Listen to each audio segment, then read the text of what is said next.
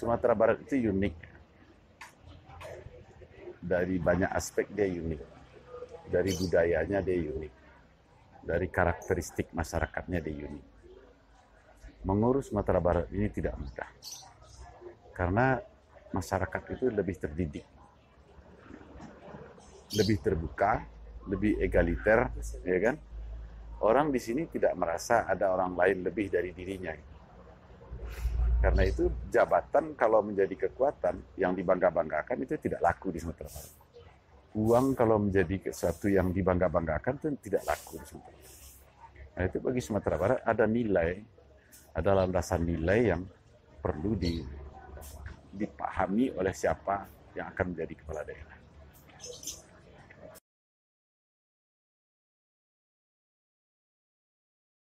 Sumatera Barat ini kan sebenarnya perlu dicari ya. Apa kekuatan dari Sumatera Barat? Apa kelemahan? Mungkin kelemahannya letaknya di Samudra Hindia, di bibir Samudra Hindia. Seluruh wilayah yang berada di bibir Samudra Hindia, di wilayah Sumatera ini, termasuk di Jawa, itu relatif lebih lambat perkembangannya dibandingkan dengan yang sebelah timur. Kenapa? Karena orientasi ekonomi sekarang ini kan masih ke timur. Ada Singapura di situ, ada Malaysia, ada Thailand sebagai titik ekonomi, titik kekuatan ekonomi. Sementara di Samudra Hindia kan jarak jauh, kos besar, ombak besar gitu. Ini dalam kompetisi kan rugi. Karena itulah kalau kita cermati Jawa bagian selatan, Sumatera bagian barat, pantai baratnya, itu relatif lebih lambat berkembang dibanding timur. Yang kedua, pantai barat ini juga relatif miskin sumber daya alam. Sementara timur itu lebih kaya. Dia punya minyak, punya gas, punya bahan galian tambang dan sebagainya. Lihat saja mulai dari Lampung, Sumatera Selatan, ya kan, Riau. Tapi lihat di baratnya, mulai dari Liwa, Sumatera Barat, ya kan?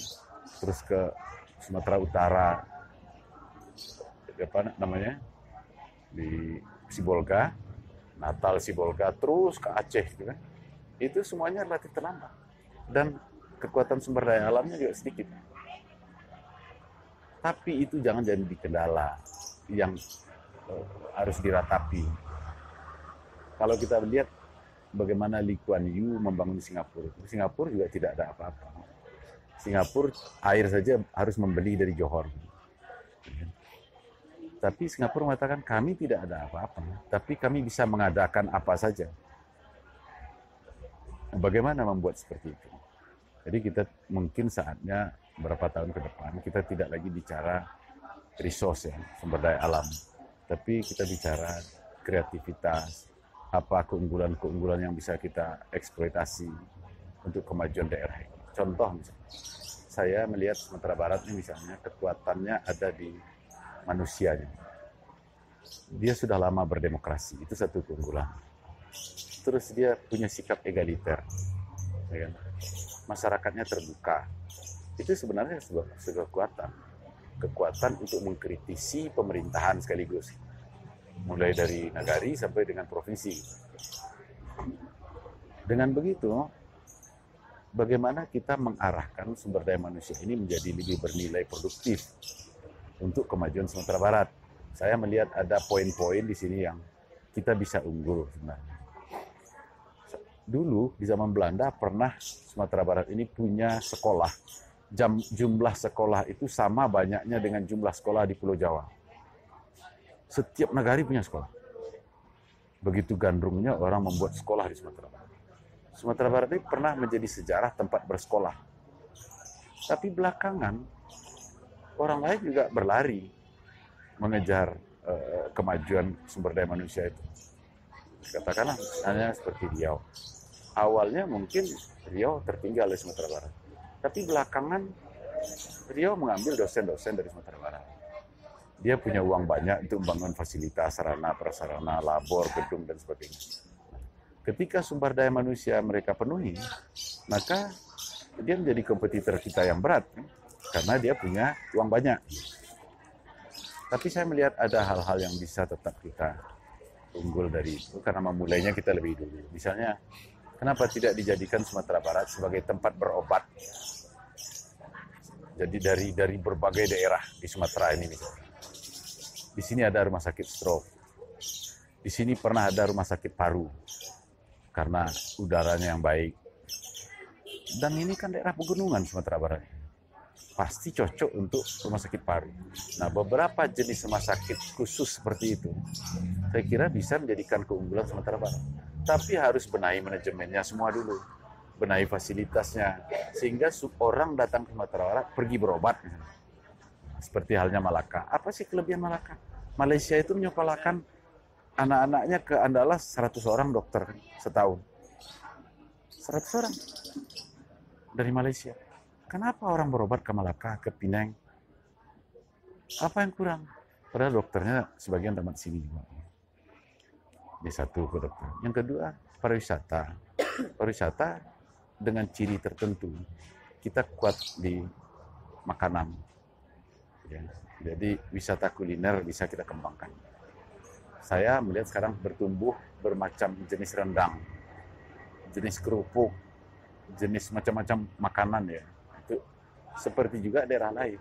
Tapi sebenarnya ini bisa kita kembangkan terus. Tadi saya baru dari Payakumbuh, tadi ada Nagari Rendang. Di situ kami baca di jalan, Nagari Rendang. Itu kan bagus. Kalau beberapa daerah, Nagari Asam Padeh misalnya. Asam padeh yang paling enak di dunia ada di Sumatera Barat itu.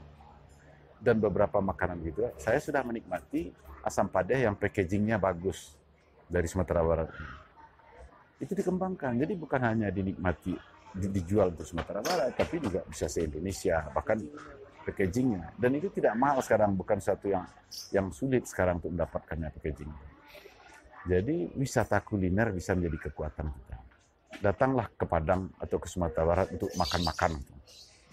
Yang kedua, wisata keluarga. Kita punya kekuatan adat Besar di Sara.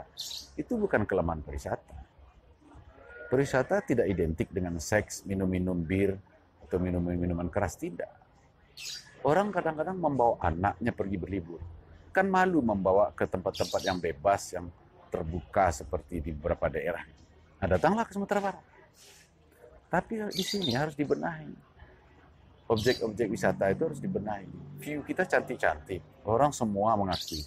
Saya beberapa bulan lalu bawa teman-teman dari lingkungan tempat tinggal di Jakarta. Semuanya terkagum-kagum. Tapi persoalannya, banyak objek wisata kita ini belum terbenahi. Sarana dan prasarananya, manajemennya dan baik.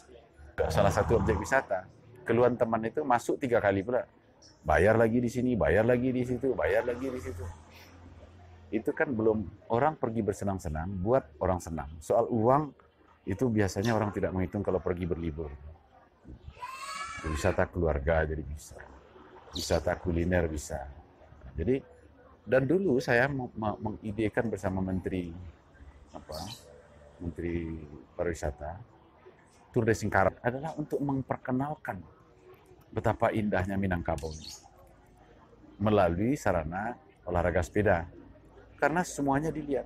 Yang belum dilakukan sekarang, Tour de Singkarak itu belum disorot dengan televisi dan dijadikan paket yang bisa dijual di dunia. Beda dengan cara Singapura ketika mereka membangun Singapura. Kalau kita lihat Lee Kuan Yew yang baru tamat Cambridge, seorang sarjana hukum muda pulang kampung ke Singapura, lalu dia belajar bagaimana mengembangkan perbankan di Jerman ya, di Frankfurt, bagaimana perkembangan di New York.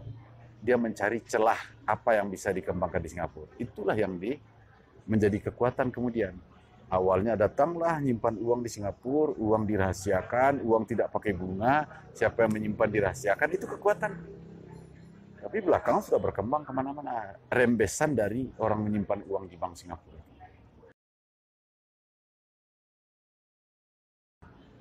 Nah, untuk gubernur, kita harapkan tentu orang yang paham dengan ini.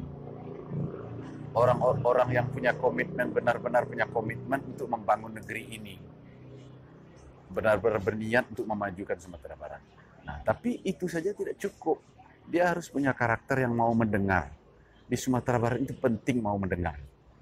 gubernur yang mau bergaul dengan seperti budayawan Pak Alwi Karmena ini, Pak Rijal, dengan semua kalangan, mendengar semua kalangan. Saya terinspirasi dari Pak Harun dulu. Pak Harun itu awal Orde Baru, beliau ditunjuk seorang dosen dari UI, ditugaskan ke sini jadi gubernur. Tiap malam mengumpulkan orang, budayawan, seniman, sastrawan, orang perguruan tinggi, mahasiswa, organisasi HMI, Muhammadiyah. Beliau undang hampir tiap malam, rumah beliau itu penuh dengan tamu-tamu dan mendialogkan mau kita bawa kemana Sumatera Barat. Nah, tradisi itu sudah menjadi pakaian orang Sumatera Barat. Duduk bersama, belapang-lapang, duduk surang bersamping-samping. Itu memang karakter Sumatera Barat.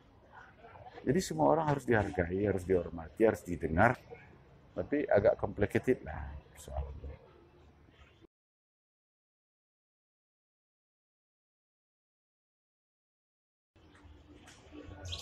Orang Minang mengatakan diindang, ditampitare, dipilih atas JC. Makin banyak calon, makin banyak peluang untuk mencari yang lebih baik. Silakan. Dan semuanya tentu harus juga melihat masyarakat nanti tahu siapa ini, bagaimana latar belakangnya, dan cukup enggak figurnya untuk memimpin Sumatera Barat. Karena di Sumatera Barat ini juga banyak orang pintar-pintar, tapi mungkin tidak terjun ke dunia politik.